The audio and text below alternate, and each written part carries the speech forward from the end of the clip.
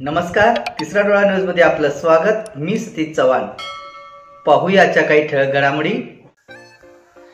Aditya hospital Sangli ESIC राज्य विमा कामगार योजना अंतर्गत सर्व रजिस्टर कामगारांसाठी सर्व प्रकारची तपासणी व उपचार आणि शस्त्रक्रिया पूर्णपणे मोफत। संपर्क नंबर 91 42 88 89 90 72 48 97 22 88 77 44 09 66 96 आणि 02 33 23 056 86। आदित्य हॉस्पिटल, विश्रामबाग, सांगली। कीर्तनाच्या माध्यमातून वारकरी संप्रदाय आणि हिंदू समाज जागृत व्हावा या दृष्टिकोनातून गेली 5 वर्ष 3 कीर्तनाचा कार्यक्रम आयोजित केला जातो, अशी माहिती संयोजक आणि प्रसिद्ध उद्योगपती मनोहर काका सारडा यांनी दिली।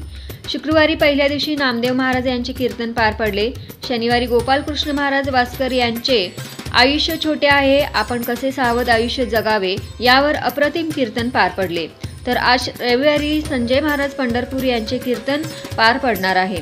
या कीर्तन सोहळ्यासाठी सत्यजित देशमुख, रमाकांत घोडके, दिलीप वग्यानी, दीपक केळकर, महाराज रावसाहेब पाटील, लक्ष्मण नवलाई, गीतांजली ढोपे पाटील, प्रकाश नवलाई यांच्यासह पंचक्रोशीतील हजारो वारकऱ्यांनी टाळ मृदुंगांच्या गजरात साथ दिली। मनोहर काका सारडा व परिवाराने कीर्तन सोहळ्याचे नेटके नियोजन केले होते।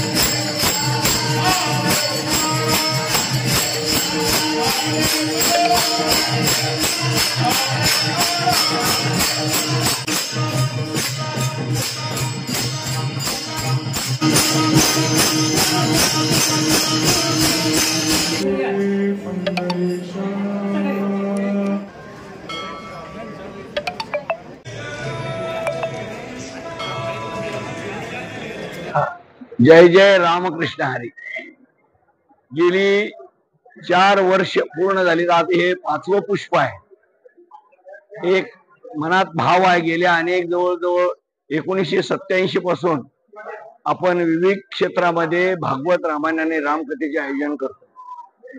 मग त्यातलं इथं या नेमिनाथ नगर मध्ये आल्यानंतर एक मनात आलं की दरवर्षी 3 कीर्तन करायचे।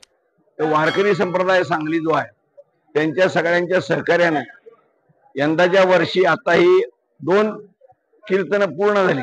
आजचं कीर्तन तर अप्रतिम होतं, हे गोपालकृष्ण महाराज वास्कर। तर त्यांच्यानंतर आता उद्याला एक कीर्तन आहे, ते संजय महाराज पंढरपूर, आणि काल जे झालंय ते नामदेव महाराजांचं, म्हणजे आमचे ह्याचे पंढरपूरचे। तर ह्या कीर्तनाच्या ह्याच्यातून एक वारकरी संप्रदाय, हिंदू धर्म देखील जागृत होत आहे। आजच्या ह्या कीर्तनामध्ये की आपला जो स्वतःचा जो एक स्वभाव आहे, सावध असावे, तर सावध असावे हा विषय त्यांनी घेतला। आणि आपल्याला कुठल्या क्षेत्रामध्ये सावध व्हायचं आहे, जीवन छोटा आहे, 100 वर्षाच्या वर आयुष्य नाही आहे, परंतु आपण सावध होऊन जीवन जगायचा हा विषय आज त्यांनी घेतला। तर अप्रतिम झाला। जवळजवळ पंचक्रोशीतले अनेक वारकऱ्यांनी आज इथं टाळ आणि मृदंगच्या ह्याच्यामध्ये खूप मोठी साथ दिली।